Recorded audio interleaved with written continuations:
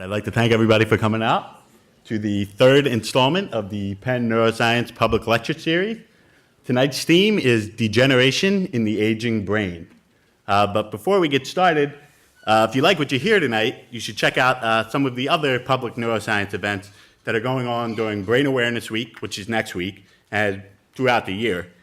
Among many other programs, the Penn Center for Neuroscience and Society hosts a public talk series of their own, which is just up the street at 34th and Chestnut. Their next event is on Thursday, April 2nd, and it's entitled The Brains Behind Morality. The Franklin Institute, which just opened an exhibit last summer entitled Your Brain, they've also started a Let's Talk About Your Brain public lecture series, and their next event is on March 24th, and it's entitled Addiction, Medical Condition, or Moral Breakdown. So we highly encourage you guys to check out these and other public lecture series and to visit the Your Brain exhibit at the Franklin Institute. I would like to single out one person tonight so far. We have Lisa Burkholder from the Alzheimer's Association with us tonight. She could, yeah, there you go. So she'll be around if you guys have any questions or would like to talk to her after the talks. Okay, let's just start. The aging world. So globally, the number of older persons, which we define as people 60 years and older, is expected to more than double from 840 million people in 2013 to over 2 billion by the year 2050, which will exceed the number of children for the first time in recorded human history. The global share of older people increased from 9% in 1990 to 12% in 2013 and will continue to grow as a proportion of the world population, reaching over 21% by the year 2050. In the United States alone, people aged 60 and over will comprise over 1/3 of the population by the year 2050. Decreasing fertility and increasing life expectancy are reinforce this trend by leading to smaller proportions of children and larger proportions of older people in the population. So unless we start eating a lot more junk food and having a lot more sex, we need to know what's going on with the aging brain. That's my only joke. I know it was bad, but we're going to plug ahead. So, although the aging brain can undergo changes that are not pathological, it is highly susceptible to neurodegeneration. And what neurodegeneration is, it's an umbrella term for the progressive loss of the structure or functions of neurons, which can ultimately lead to neuronal death. So there are many different types of neurodegenerative disorders, but the major ones that you'll be hearing about tonight are Alzheimer's disease, Parkinson's disease, and amyotrophic lateral sclerosis, also known as ALS or Lou Gehrig's disease. So there are, like I said, there are many other disorders such as Huntington's disease and multiple sclerosis, but we're probably not going to talk too much about those tonight. So first, a little bit of history. Although descriptions of neurodegenerative disorders can be traced back 3,000 years to ancient texts in China and India, the first clear medical descriptions of neurodegenerative diseases emerged less than 200 years ago. Parkinson's disease was first medically described as a neurological disorder in 1817 by Dr. James Parkinson. However, about 50 years later, this man here, Dr. Jean-Martin Charcot, he more fully characterized the disease and detailed the clinical progression of the disease as well. Around this time, Dr. Charcot, who is now dubbed the father of modern neurology, was also the first to describe and diagnose the neuropathology of ALS and multiple sclerosis, in addition to his numerous other contributions to the field of neurology and neuroscience. In 1906, Dr. Eloi Alzheimer was the first to describe the pathology and clinical spectrum of what he called presenile dementia, which we now all know as Alzheimer's disease. So while all of these disorders are neurodegenerative, they all have different progressions and affect different areas of the brain. Alzheimer's disease is caused by a massive loss of cells in the hippocampus, which is here, as well as throughout the cortex, which, and these regions are essential for memory, language, and critical reasoning, which is why the clinical presentation of Alzheimer's patients, they tend to be forgetful, have trouble using language, and being independent. Parkinson's disease is caused by a progressive loss of these dopamine neurons in the area of the brain called the substantia nigra.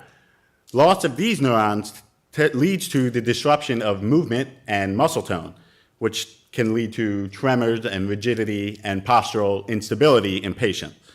These neurons, interestingly, these neurons also contribute to the regulation of mood and behavior. And a fair percentage of Parkinson's patients also suffer from depression, anxiety, and numerous other psychiatric conditions. Finally, ALS is caused by the progressive loss of these motor neurons, which are neurons that control our muscles. And these neurons are located throughout the brain and spinal cord. The degeneration of these neurons first leads to the loss of voluntary muscle control and muscle atrophy, and eventually lead to the loss of involuntary muscle control, specifically the muscles that control breathing, which can ultimately lead to death. But despite the fact that all these diseases affect different areas of the brain, they can share similar mechanisms of degeneration, which you'll hear a lot more about tonight. And like I said, the mechanisms underlying these diseases is an area of intense research, but I'm just going to give you a little bit of a basic summary so that you have a groundwork for what you hear later tonight. One of the most common mechanisms in neurodegenerative diseases is called protein misfolding.